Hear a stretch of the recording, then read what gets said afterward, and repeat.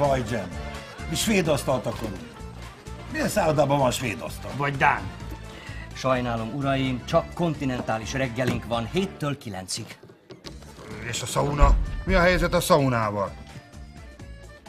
Amivel kérem? Hát, ilyen kis fabódé, ahol a melegbe lehet üldögélni. Mesztelenül. Ja, miért nem ezzel kezdte? Az udvar végén jobbra. Itt mifelénk elég, ha letolja a gatyáját. Az bízza csak ránk. Maga a viking vagy én? Ho, csak akkor, hogyha kiveszik a szobát. Még csak azt kéne, hogy mindenki ide járjon. Szaunni. Aztán meg szépen lelép, mint aki jól végezte a dolgát. Ide figyeljen, jó ember. Ha akarja, kiveszik az egész emeletet. Az bajosan, mert csak egy szobám van. Pótágyazható? Bocsánat, anyapám.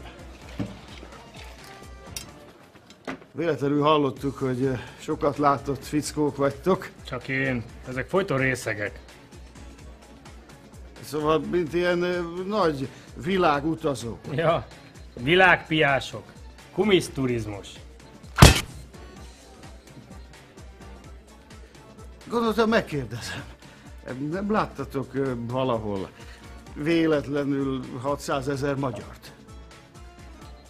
Micsodát? Hány, micsodát? Magyarokat. Mi vezetjük. De akarom mondani, mi vagyunk a vezéreik. Ez itt előd. Ő ond. Kond. Ő tas. Ő ruba.